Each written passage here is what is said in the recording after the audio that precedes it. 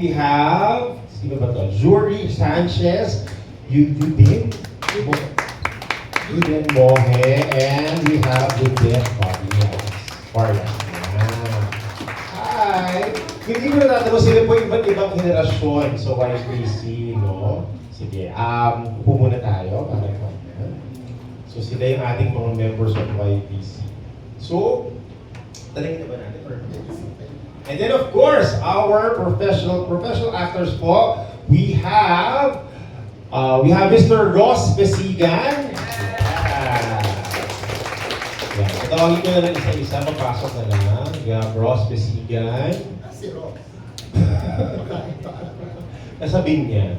Naiwan sa Binyan. Oo. Later po, pagka nakaupo po sila lahat dito, of course, dahil this is a conversation with our members of the press, maaari po kayo magtanong. At I think lalapit din po yung mga actors and their staff para po magkaroon tayo ng conversation. Mr. Ross Casigan, come on down! Then, of course, we have Miss Nix P. Palmos. Mr. P. Palmos. Hindi ko kasi alam kung ano ano ba, Mr. Hi, V! Hello. Yan, of course. We have Mr. Cocoy De Santos. Hi, Cocoy. Dito na lang po tayo. And last but certainly not the least, we are graced by the presence of Miss Gab Pangilinan.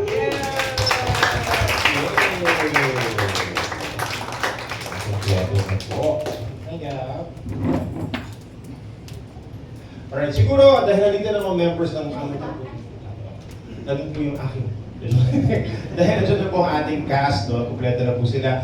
Meron po akong 3 questions, no, for everyone to get the ball rolling, no? To get everyone started, to warm up our conversation.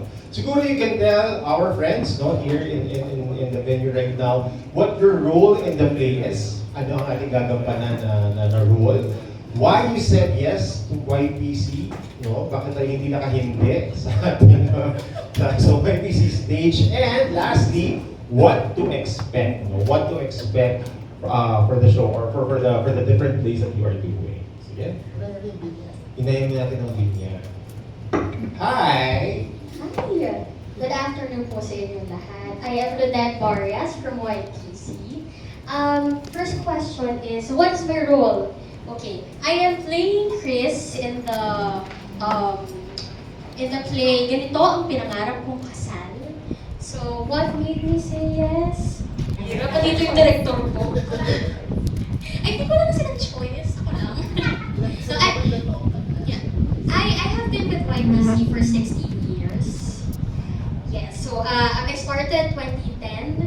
Yan, I was fresh out of high school nung pag-meet kami ni Direk PJ Morha. Yan. Tapos, dati sa kalsada lang kami nagpe-play, ganyan, sa mga garahe, ganun lang po ang mga show ng YPC noon. Hanggang sa ngayon, nandito kami sa Maynila para mag-promote sa inyo sa aming community theater. Yan. The third question is expectation. Okay. Well, I think the biggest expectation for the whole of YPC is, of course, for this to open opportunities for Urbanian artists. Yan. Sana mas marami pang makaalam about sa advocacy namin, not only of proliferating arts, but also culture, because that's how we started in YPC. Talagang, we are a community theater. We were, if you know about how we fought for the Alberto House in Binyan, so ganyan ang mga tema ng mga production namin noon. And lahat halos is related about history. So I started with Maria Carpena and with Chodora Alonso. Yan, so yun yung mga roles na piniplay namin noon. Even the Rizal sister, Trinidad, who wanted to go and study in Europe. Yan. So yun, sana ma-inspire po yung ibang mga provincial community theaters to do what we do and we're trying to do here. Yan. So thank you! Salamat! natin ang mga kaibigan natin from YPC. And hello po, I am Jury Sanchez from YPC po also. And I'll be playing Hershey May. Hershey May is a very academically inclined character. And ano po yung questions? Why did you say yes? Why did you say yes to the production? Of course. Said yes kasi po this is a very big opportunity, not only for me po, but also for the community theater para po mas ma-network pa siya and makilala pa po outside the borders of Binyan. And Ano ang i-expect nila sa'yo sa pagganap mo sa tulong? Mm. Magbabalik po ang What to expect kay Hershey May? Ikaw ba gumawa ng last time? Ako. So, anong difference ang makikita nila sa pagganap mo? Well, mas better po yung mangyayari ngayon kung may mga nakapanood mo last time. Oh my God. Ate kayo, isipin ko na muna isang forward ko na muna. Oo. Dapat pa sana na kayo dahil nilalagay ka ng Direct DJ ang YPC no, to the world. So dapat na sana na kayo pumarap sa Opo, world. siguro po better kung manonood na lang po. Very good answer. And so, magandang hapon po. Ako po si Yuden Mohe. I will be playing the character of Kalingaw sa Ilihan at Kalingaw, mga lihim na istorya ng Huring Kantata. Ano po yung nagpaya sa akin para sumali or maging part ng production po na ito. Aside for this is an opportunity, for me, this is a dream po talaga. Since when I was in high school, I became part of, introduced ako sa theater, and one of the plays po talaga na nag-push sa akin na maging theater actor is yung play po nila, Miss Fee, Miss Gab, na Aheb, yun po. So, nung nalaman ko po na I will be part and kasama po sila sa production, ayun, nag-yes po agad ako. Kasi I think this will once in a lifetime opportunity for me. So, ayun. Aside from that, syempre, scholar din po ako. Under po ako ng ABC Scholar. So, ano po yung ABC Scholar? Ito po yung scholarship ng mga artista and of course, athletes po sa Binyan. So, ayun na, 4th year na po ako ngayon and malaki po yung naitutulong niya sa akin financially and of course sa mga family ko po. Thank you po, Direct. Ayun, so what to expect? What to expect po sa kay Kalingaw sa play po. Siguro expect niyo po na ines kay Kalingaw. Medyo mainis po kayo kay Kalingaw kasi medyo red flag po siya medyo red flag po yung character niya sa play. Ayun. Abangan nyo na rin po. Manood na lang din po kayo. Thank you po. Sige, from yung na-inspire, doon tayo sa inspirasyon. Inspiration. Ang tanda ng inspirasyon. Hello po, ako po si Fee Palmos. Bago lang po ako sa YPC. Scholar din po ako. Magtatapos na po ako ng kachay. Hindi. Yes, hello po. I'm Fee Palmos and I'll be playing Franz. And ganito ang pinangarap kong kasal. Unang-una, bakit ako nag-say yes? Hawak po kasi ni DJ Borja yung pamilya ko. Wala po akong choice. Hindi, pero actually, hindi dapat ako gagawa ng theater for this year. Parang sabi ko, I'd like to explore some things that I really want to do, like focus on teaching or try my hand in directing, ganyan. Pero when the opportunity was presented to me, it was really an immediate yes. It was a quick yes because malapit po sa puso ko ang YPC. Because po naging kaibigan ko po si DJ, and also more than that, I was able to see what they are doing in Binyan. They are really at not just at the forefront, but at the heart of arts and culture movement in Binyan.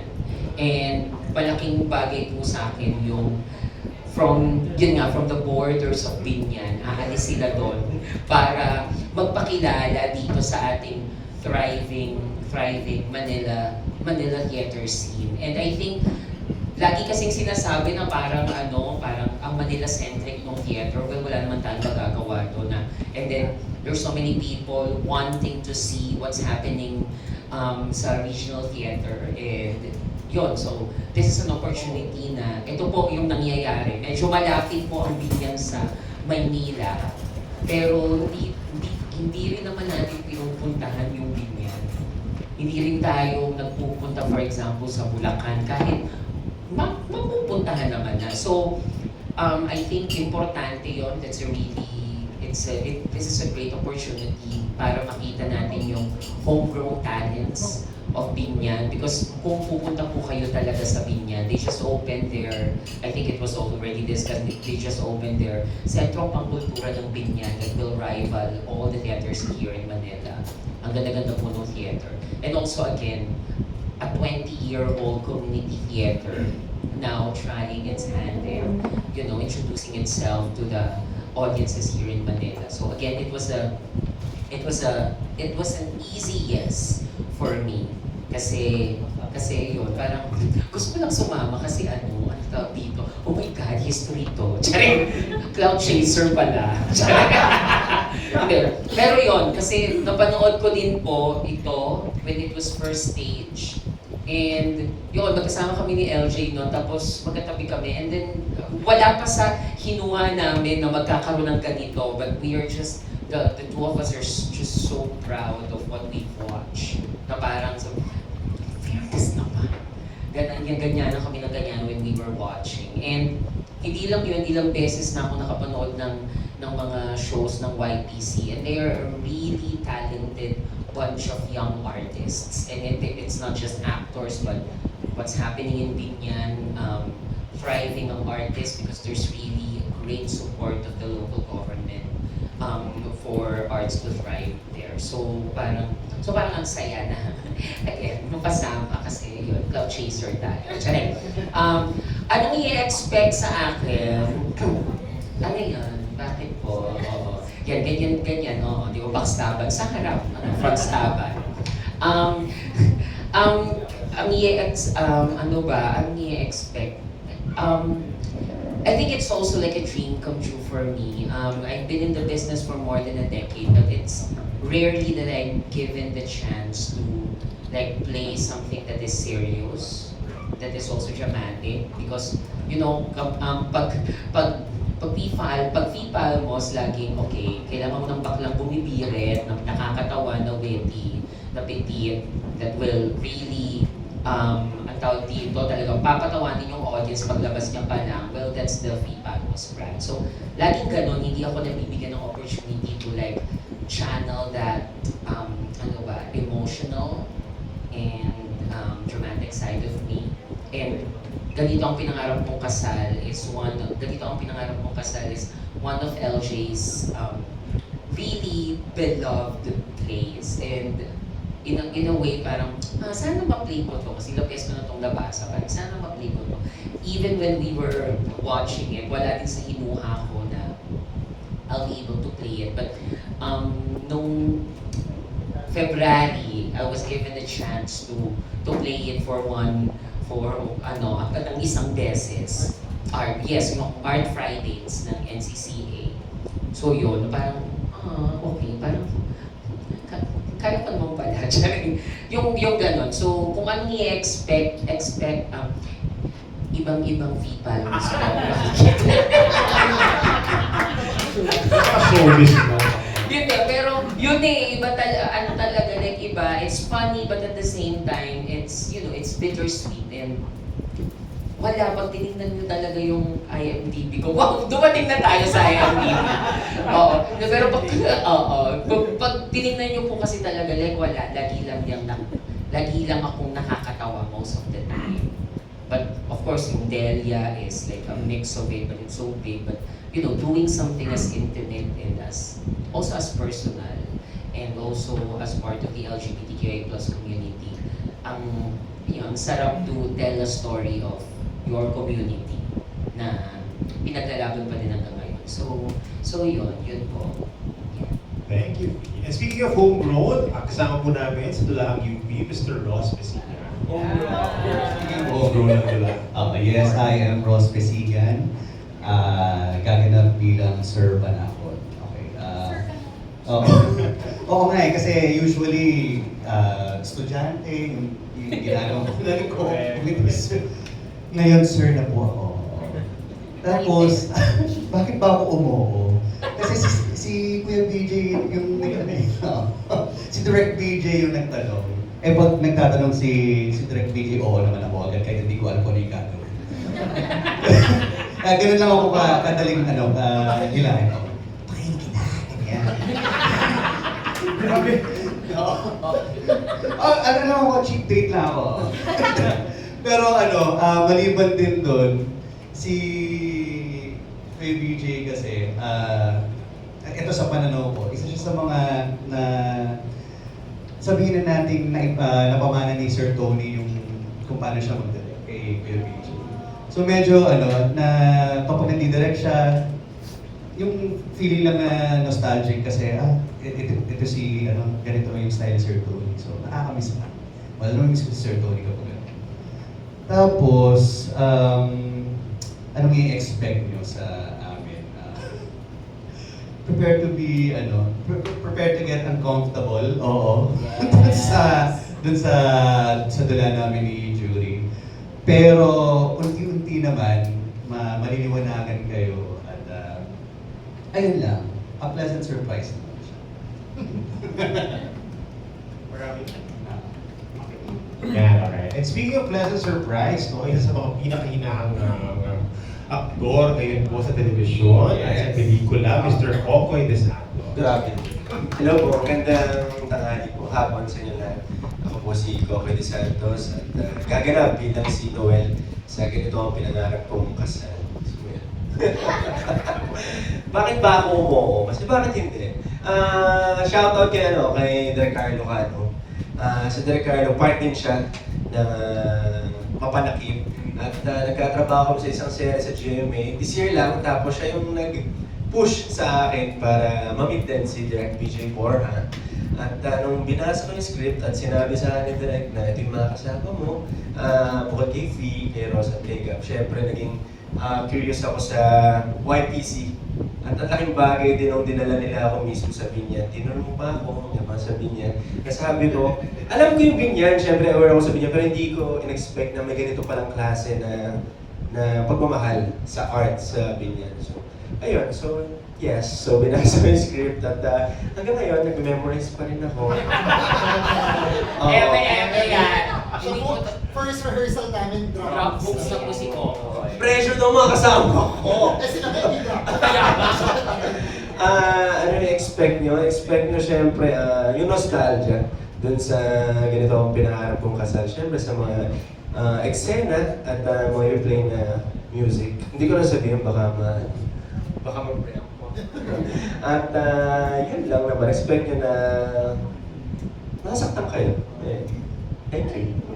Ayan. And of course, last, speaking of pagmamahal, isa sa mga pinaka-importanting actress na meron po tayo. Let's all give a round of applause to Miss Gab. No, I am not important. I am just a person who wants to do theater. Kaya ako nag-oo sa Mapanakit. No, but same with Fee, it was an easy yes for me because based on everybody's stories, I'm sure naririnig nyo at nakikita nyo. Whenever I choose a show or a production to be a part of, I always, number one, look at the people that are a part of it. And what's important for me is that at the production score, it's the love, their love for the arts, their love for theater. And Binyan, from what I've seen, it's sobrang deep in arts and culture and how these people love their home. You could only wish na ikaw din, di ba, na parang yung pagmamahal mo sa iyong tahanan, where you live, where you're from, they're so proud of it. And for me, that's something that I would have loved to be a part of. And I'm very grateful to be part of Mapanakit. Thank you for thinking of me. I'm playing the role of Ilihan sa Ilihan at Kalinaw. So kaming dalawa ni din. Plus many guest artists. Ina-unveil pa lang siya. Mainit-init pa, maraming guest artists ang sasama sa Ilihan at Kalinaw. And ako yung type of person, when I read the script, slow burn siya na I have to read it again and again for me to fall in love with it, for me to fall in love with the character. And the more that I'm immersed in the story of Ilihan at Kalinaw, grabe yung mga salita ng nag-iisang LJ Castro del Doc. Mapanakit talaga siya. Pero sabi ng asawa ko kanina, mapang-akit din. Well, yun. And so yes, it was an easy yes for me to be a part of something like mapanakit dahil hindi pa siya ginagawa. Manila is huge and it's filled with so many talented artists, so many capable theater practitioners. But we don't realize how much more theater practitioners there are outside of Manila. And just having the opportunity to bridge that gap for somebody or for a community like YPC and the people of Binyan to be willing to invest. I mean, hindi naman mura yun, di ba? It takes so much people, manpower, money, just to be able to produce something like this and just to be able to yung mga taga-Binyan, balikan sila para sabi ko nga, dapat sa Binyan na lang tayo nag-show. Both, why not in the future? Pero yun, parang Manila can get so echo chambery because tayo-tayo lang to, we see the same people. But being able to work with people outside of Manila is a gift. It's such a privilege and nagpapasalamat lang ako na I'm a part of it. Yun lamang. Yay! So at this point, magkakaroon po tayo ng, what you call this, parang table, we can move to the actors can of course come to your table and you can